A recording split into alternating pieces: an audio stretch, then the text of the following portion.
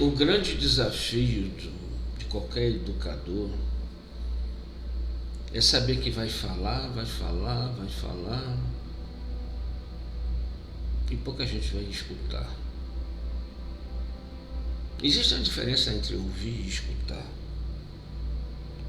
Muitas vezes a gente apenas espera o cara acabar de falar, mas aquilo está fazendo tem pouco significado para a nossa vida, por diversos motivos. Por você estar muito preso ao seu condicionamento e você ouve a pessoa falar dizendo: isso eu concordo, isso eu discordo, isso está certo, isso não está, isso eu aceito, isso não aceito. Quando você faz isso, você não está ouvindo, você está ouvindo o seu condicionamento, não o que a pessoa está falando, porque você está comparando. Essa ação mental de comparar o que está sendo dito com o que você sabe tira a sua atenção do que a pessoa está falando. E isso não vai te levar a lugar nenhum. O que você precisa muitas vezes é questionar a maneira como você ouve. Autoconhecimento é você investigar, você saber como é que você funciona. Não é o que você escuta e entende intelectualmente.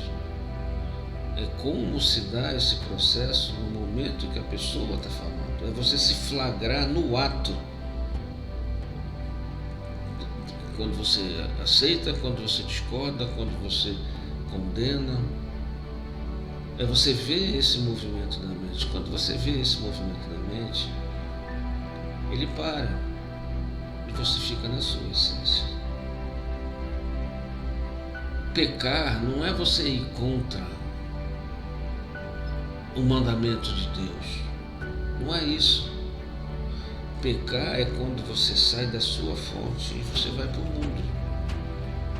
Mas não é para o mundo, para orgia, para... Não. É quando você põe a sua atenção e você vive as coisas do mundo. Você entra na cultura e você fica nela. A palavra pecar significa errar o mal. É quando você sai da sua essência divina, quando você sai daquilo que você é e passa a ser o coletivo, passa a ser o padrão, passa a ser a cultura, passa a ser o condicionamento, passa a ser o background, como Krishnamurti fala, aquilo que está por trás do seu pensamento, a sua configuração mental, o seu mindset. Na verdade, todas essas coisas existem, mas elas têm um lugar dela. O lugar dela não é na cabine do piloto. O lugar delas não é na cadeira de comando da sua vida. Quando você coloca essas coisas na sua cadeira, na sua posição de comando, você vira refém delas. Você passa a ser coadjuvante da sua própria vida. Você não é o protagonista. Você não é o rei do seu pedaço, do seu reino. Você é um súdito do seu reino. Porque você fica refém de tudo. Você fica refém da sua rotina, você fica refém dos seus relacionamentos, você fica refém dos seus condicionamentos, das suas tradições, das suas crenças. Você é refém de tudo. O problema todo é que você fica refém de todas essas coisas, mas você não enxerga isso. Você acha que você está no comando. E na realidade você não está. A inconsciência, a incompetência consciente é quando você sabe que não sabe determinadas coisas e que você precisa aprender. Mas a gente sempre pensa que a gente sabe viver. A gente nunca, talvez por a gente não conviver com sábios, né, como tinha antigamente os filósofos, a gente não entenda que a vida é uma escola e que essa escola, a finalidade dela é você aprender a agir, se comportar, a sua atitude, a você crescer em amor, você crescer em virtudes. Não é simplesmente você ser educado num estabelecimento de ensino e ter diplomas. Você pode ter todos os diplomas do mundo e não ser uma pessoa sábia, não ser uma pessoa, digamos assim, madura ou evoluída. E quando você for embora daqui, seja lá qual for a crença que você tiver e para onde você acha que vai, o que vai contar é isso, é o que você aprendeu sobre viver.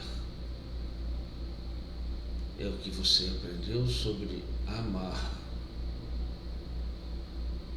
É o que você aprendeu sobre o que é amar ao próximo e como você age em relação ao próximo. É você entender o verdadeiro significado de caridade. Caridade não é assistencialismo social. Caridade é diferente. Caridade é uma qualidade de ação completamente diferente. Então, viver aqui nesse planeta, escola, significa você compreender o que você é. É a senda do autoconhecimento.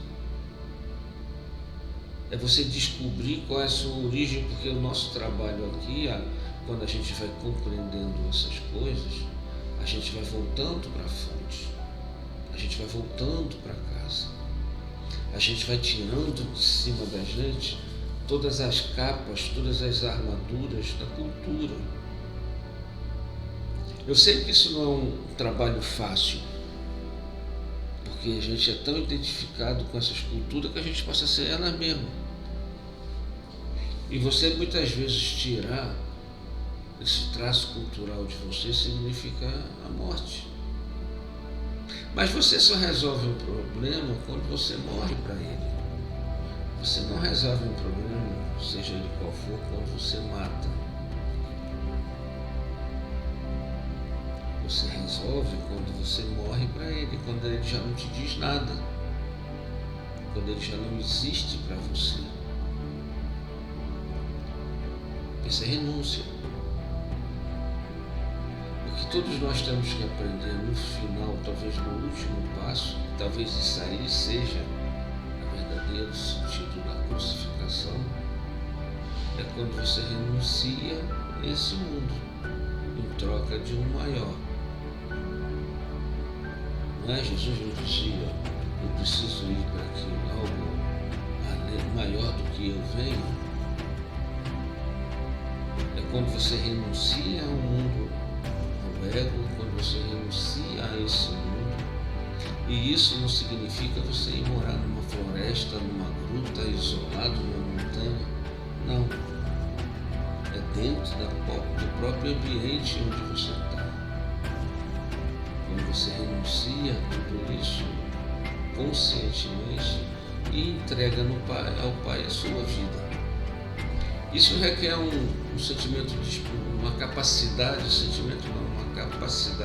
desprendimento muito grande, que você vai adquirindo à medida que você vai tirando as roupas, entre aspas, né? As roupas do dia a dia. Você vai se fortalecendo, você vai ficando cada vez mais espiritualizado, até que um dia isso é natural e é normal.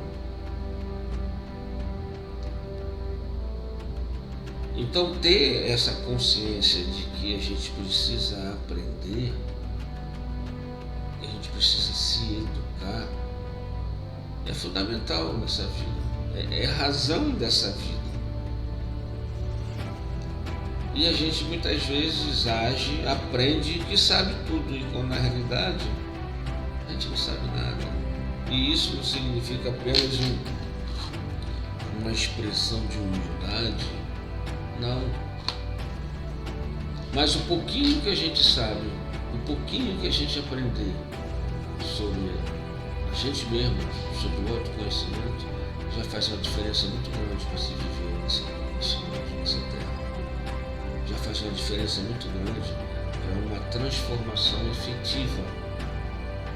Porque você primeiro tem que ser verdadeiro para poder enxergar a verdade no mundo.